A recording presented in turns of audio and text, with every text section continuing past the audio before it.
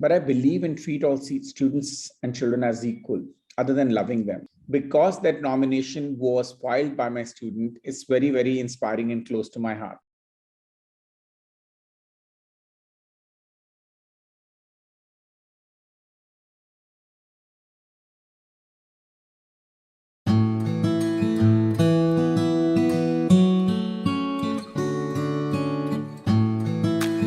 Hello everyone, I'm your host Seema Chodia and I bring to you another insightful session on great principles. Today we have a celebrated figure from the world of Indian academia. Not all accidents cause trauma and injury. Some accidents are happy accidents. Happy accidents, they are real gifts and they can open the door of future that didn't even exist. I have someone here with me today who has a similar incident to talk about that changed his life. And his vision since that significant occurrence has been and is to make schools more than a learning place. Please join me in welcoming Mr. Samir Arora, Vice Principal, Shivnadar School, Gurgaon. Shivnadar School, Gurgaon. Welcome to Great Principles, sir. It's an honor to have you. Thank you, Seema. It's good to be here. So, sir, the incident that I was talking to my viewers. So, once upon a time, a chance accident decided the course of your life and vocation. We would like to hear that life-altering incident from you. I joined a small school in Amritsar as an administrator, was just helping in expansion of school construction. And it just so happened one day, it rained heavily and a lot of teachers were absent. And the principal then asked me if I can go into the classroom as a substitute teacher. And I love being in the class with the students, looking into the bright eyes, talking to the inquisitive cells, and inspired me to be a teacher. And hence, I stayed back in the classroom forever after that. Wonderful, sir. So, that one incident inspired you to be a teacher for life. Great. So going ahead, sir, describe the measures that have helped you to inspire your students. I would like to know more about your visions and initiatives here. As adults, we're very fond of saying that I love children. All teachers love children. All adults love children. But I believe in treat all students and children as equal, other than loving them. Respect them as individuals who can think, have a mind on their own, have potential to give answers to any questions you may ask them with honesty. I believe in student agency. And I think that's why students who have been under my care feel inspired, because I treat them as equal to me. A request for teachers to never underestimate the power of a child's inquisitive mind and potential. In addition to that, I talk to them about the real life stories from my own experiences. I share the books I read with them, asking them their opinion on matters which concerns all of us. And I think all these measures help me to inspire them. Amazingly wonderful thought, that apart from loving students, we need to treat them equally. They all have equal caliber and they are very much intellect to answer the questions that even at times are unanswerable to us as adults. So wonderful thought, sir. I think this is what makes children feel more privileged and more participative in learning environment too. That's right, Seema. And when I say treat them as equals, not just treating all children as equal, but equal to me, equal to an adult, and giving them an agency to have a say in things that concerns all of us. So that is very, very important. Certainly. Going ahead, sir. So there are so many questions pondering around because of the pandemic about the education, the management, the teachers. So what makes your day as an educator meaningful? That's a very interesting question. I asked this question to myself before I go back to sleep. I think at the end of the day, if I have brought a smile to my children's faces, help them to discover the joy of learning, help my colleagues overcome their day-to-day challenges, because a lot of colleagues, come to me, to discuss their challenges, listen to them deeply, giving them an agency to solve their own problems, whether that's a child or an adult. That makes my day extremely enriching, meaningful, and rewarding. Wow, what an honest answer here. We all like that today, because of me, I could impact someone, I could help someone, I could be more productive today for someone else. So with this thought, when you go to bed, no doubt, you get the best of the sleep and best of the rest of your mind, the peace in your mind. Wonderful, sir. Going ahead, each of us have a very different approach to feel appreciated, to feel acknowledged. Awards and rewards put out of this, in us in public eyes when we receive them as recognitions. So I would like to know from you, which is your favorite moment of achievement, recognition? I think there's this gentleman called Klaus Nobel. He's a member of the Nobel Prize family, and he co-founded an organization called National Society of High School Scholars. The National Society of High School Scholars institute awards for counselors. And I think in 2009, a student worked hard to file a nomination for me because it involved a lot of writing pieces that why do you want to nominate a counselor? And all of that he did without telling me. And I received the honor Klaus Nobel Educator of Distinction for Excellence in Teaching and Learning and for the encouragement of and dedication to the academic success of the students. I think that's been my biggest prize. I've got some prizes and awards recently, but I think because that nomination was filed by my student, it's very, very inspiring and close to my heart. In addition to that, I think when a student walks up to me, whom I've taught or counseled, calls up to discuss their careers and life, that's an award for me. I cherish that. Absolutely, sir. A true teacher at heart always cherishes these moments when the students come back and, talk to them. And there are at times when the students want their own children to meet their teachers. And that is something, the most beautiful moment for a teacher. Going ahead in our conversation, sir, life for an educator is dreams as well as nightmares. There are ups and downs, highs and lows for each one of us. And we all look up to someone who will cheer us up, motivate us, or just hear us out. So I would like to know, who is your go-to peer educator cheerleader? I don't think I can name any one person at all. I find inspiration in many people who've inspired me in unimaginable ways, my colleagues, my children. But if I have to recognize, and I think we were talking about today, I will think of three people. Mr. Sat Seth, he's the Executive Director of Legacy School, Bangalore, the school I was working with.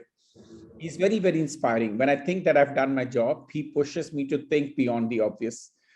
Monica Sagar, who's an amazing leader and inspired teachers under her care to be great teachers. She's the principal of Shiv Nadar School, Gurgaon.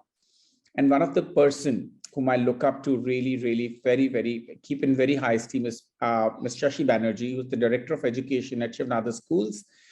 Every conversation I've had with her, not that I have had many conversations, but every conversation I've had with her, my resolve to become a teacher and spend my life in service of my children and my teachers under my care, that's what motivates me. And I think these are the three people I turn up to whenever I want to ask a question in different domains.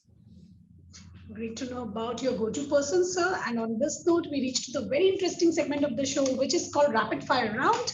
You have to answer in one word or maximum a statement. Sure. Here goes the first question. You spend your recreational time indulging in activities like? Walking and listening to podcasts. Great. Recite your favorite nazm, that Sufiana song, ghazal for my viewers.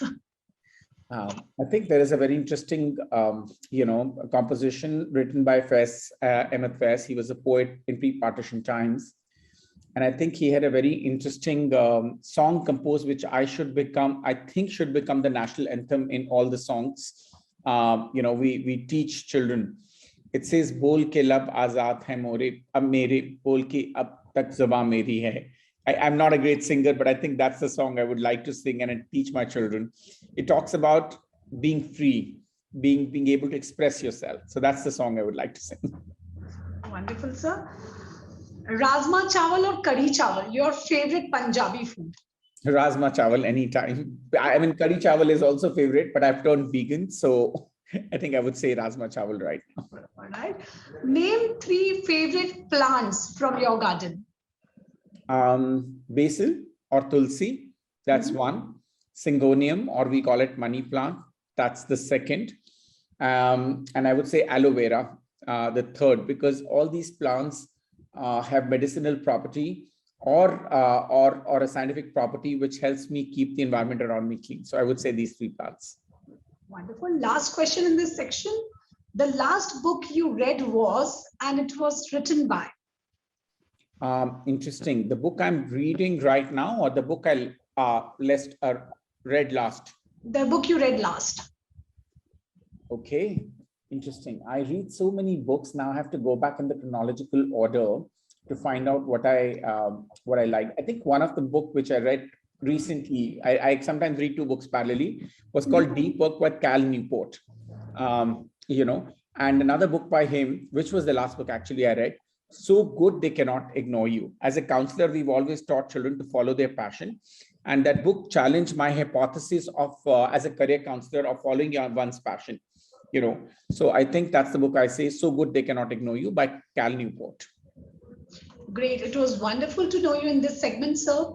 Talking about passion, sir, there are so many things we are hearing these days. Follow your passion, make the career in passion. How true is that? I have heard otherwise stories also that the people, those who say like this, they have earned a lot in their life. And you should, first think of earning something and follow the passion on weekends. That's an interesting question, which is what this book addresses, Seema. It is anti-passion hypothesis. To say passion is something we can find and we lose very soon, quickly, in a very, if I would say in today's world, we are constantly looking for a sense gratification. So something we are passionate about today we may not be passionate about that tomorrow. So should we base our careers based on that? I don't think so. I think that's what Cal Newport also talked about. And I would say we should find passion in what we are, what we end up doing. For example, if I become an educator by accident, I have to find my passion in education. I have to try to innovate myself. I have to try to contribute to the education community. So I'm anti-passion hypothesis right now.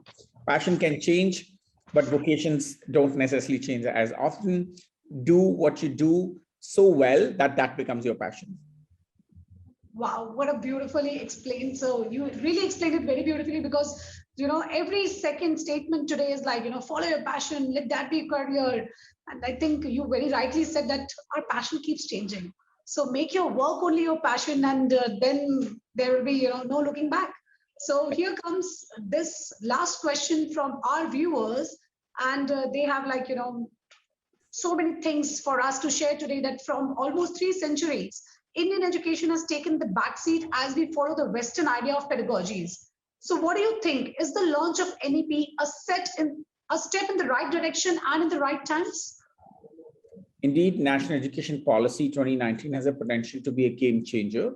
It aims to bring some long-awaited shifts in education sector and offers a clear pathway of reform with clear focus on early childhood education, vocationalization of education from grade 6 onwards, possibility of entry and exit routes in higher education. That's what we've been talking about, and focus on interdisciplinarity of education. So these are some of the key features on NEP I am very excited about.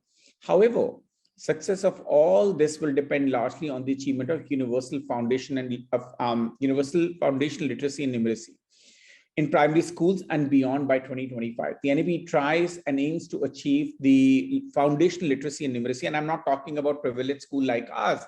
I'm talking about every single school in the remotest area of the country, which is a government school.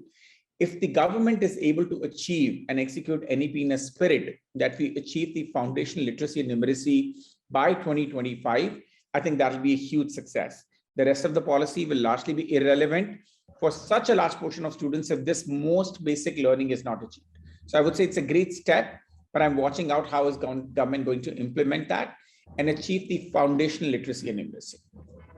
Certainly, sir, success of anything is in its right execution. And yes, government do have come up with wonderful policies, and NEP looks like a very visionary ones.